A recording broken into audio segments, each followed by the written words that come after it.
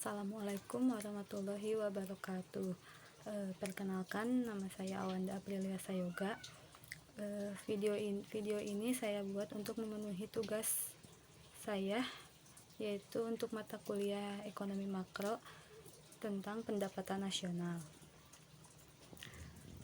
Oke, kita mulai aja. Pendapatan nasional adalah jumlah pendapatan yang diterima seluruh pelaku ekonomi dalam suatu negara selama 1 tahun. Tujuan pendapatan nasional adalah untuk menilai tingkat pertumbuhan ekonomi suatu negara, mengetahui nilai barang dan jasa yang dihasilkan rakyat dalam kurun waktu 1 tahun, dan membuat konsep program pembangunan yang berjangka panjang. Untuk jenis-jenis pendapatan nasional yaitu 1.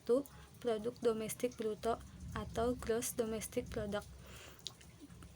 Produk domestik bruto merupakan jumlah produk berupa barang dan jasa yang dihasilkan oleh unit-unit produksi dalam batas wilayah suatu negara atau domestik selama 1 tahun, termasuk hasil produksi barang dan jasa yang dihasilkan oleh perusahaan orang asing yang beroperasi di wilayah negara yang bersangkutan. Nomor 2, produk nasional bruto atau gross national product. Produk nasional bruto adalah jumlah seluruh produk, barang dan jasa suatu negara dalam 1 tahun yang meliputi barang dan jasa yang dihasilkan oleh seluruh warga negara, baik yang berada di dalam negeri maupun di luar negeri. Barang dan jasa yang dihasilkan oleh perusahaan asing yang berada di dalam negeri tidak diperhitungkan. Yang ketiga, produk nasional neto atau net national product, yaitu nilai pasar barang dan jasa yang dihasilkan dalam 1 tahun. Untuk menghitung NNP adalah produk nasional bruto dikurangi dengan penyusutan atau depreciation.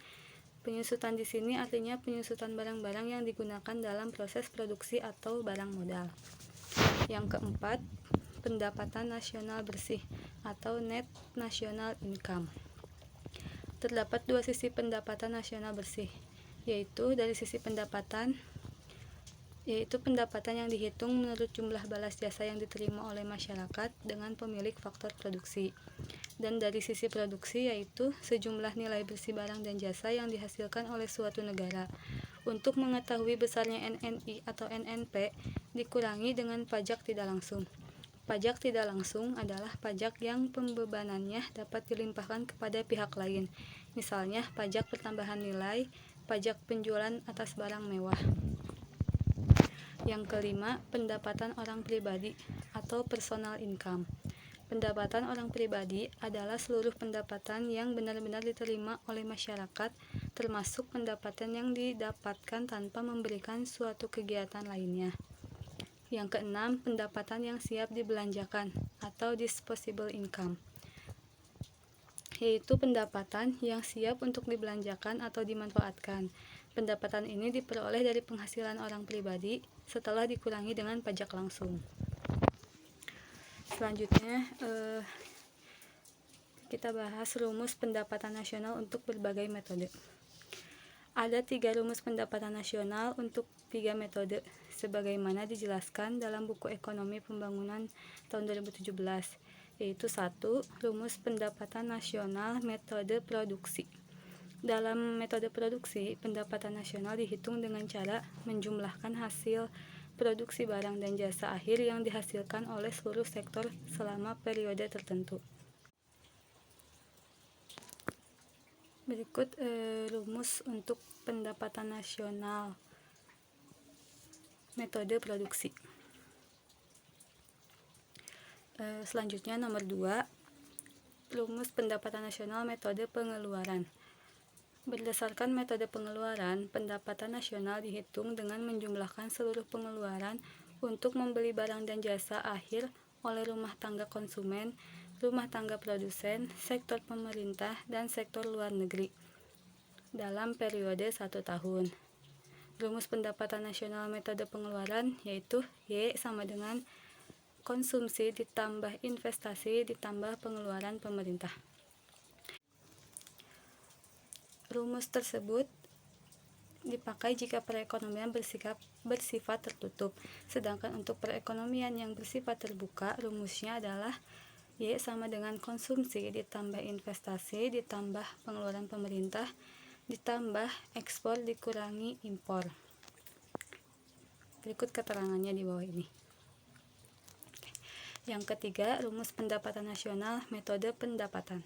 Dalam metode pendapatan, pendapatan nasional dihitung dengan cara menjumlahkan seluruh penerimaan faktor-faktor produksi suatu negara dalam waktu 1 tahun. Rumusnya yaitu Y sama dengan R tambah W tambah I tambah P. Selanjutnya, manfaat pendapatan nasional. 1. Menilai perkembangan ekonomi suatu negara dari waktu ke waktu. Pendapatan nasional dapat digunakan untuk membandingkan peranan suatu pimpinan atau penggerak ekonomi bangsa, serta mengetahui kelemahan dan kesalahan yang pernah terjadi dari segi ekonomi sehingga dapat dikoreksi di masa selanjutnya. Yang kedua, menilai prestasi ekonomi suatu bangsa. Pendapatan nasional merupakan tolak ukur kesuksesan dan kemakmuran suatu bangsa. Negara dengan pendapatan nasional yang tinggi menunjukkan prestasi ekonomi yang baik. Yang ketiga, membandingkan perekonomian dengan negara lain. Pendapatan nasional dapat digunakan untuk membandingkan perekonomian negara lain, sehingga suatu negara dapat mempelajari kondisi ekonomi negara lain. Selain itu, pendapatan nasional yang tinggi merupakan kebanggaan tersendiri bagi negara. Yang keempat, menerangkan struktur perekonomian negara. Jenis pendapatan nasional dapat menjadi tolak ukur untuk mengetahui di mana kelemahan perekonomian yang perlu diperbaiki. Hal ini juga dapat menyatakan persentase pendapatan nasional berdasarkan jenis pendapatan atau produksi. Yang kelima, mengetahui pertumbuhan ekonomi dan pendapatan per kapita. Perhitungan pendapatan nasional merupakan cara untuk mengetahui pertumbuhan ekonomi dan pendapatan per kapita. Hal ini penting dilakukan agar perekonomian mengalami peningkatan setiap tahunnya. Yang keenam, dapat membantu merumuskan kebijakan pemerintah. Masyarakat dapat beropini tentang pendapatan nasional, sehingga pemerintah dapat merumuskan kebijakan ekonomi yang sesuai dengan kondisi masyarakat. Opini masyarakat juga berfungsi sebagai sarana untuk menyadarkan pemerintah tentang pentingnya perekonomian suatu negara. Faktor yang mempengaruhi pendapatan nasional. 1. Permintaan dan penawaran agregat. Permintaan agregat adalah suatu daftar keseluruhan barang dan jasa yang akan dibeli oleh sektor perekonomian pada berbagai tingkatan harga. Permintaan penawaran agregat menunjukkan antara hubungan keseluruhan permintaan terhadap barang dan jasa sesuai dengan tingkatan harga. Yang kedua, konsumsi dan tabungan. Konsumsi adalah pengeluaran total untuk memperoleh barang dan jasa dalam suatu perekonomian dalam jangka waktu 1 tahun. Sedangkan tabungan adalah bagian dari pendapatan yang tidak dikeluarkan untuk konsumsi. Yang ketiga, investasi. Investasi adalah semua pengeluaran yang digunakan untuk menciptakan modal baru. Tujuan dari investasi adalah untuk mengganti bagian modal yang sudah rusak dan menambah penyediaan modal yang ada. Sekian presentasi materi tentang pendapatan nasional dari saya. Kurang dan lebihnya mohon maaf. Wassalamualaikum warahmatullahi wabarakatuh.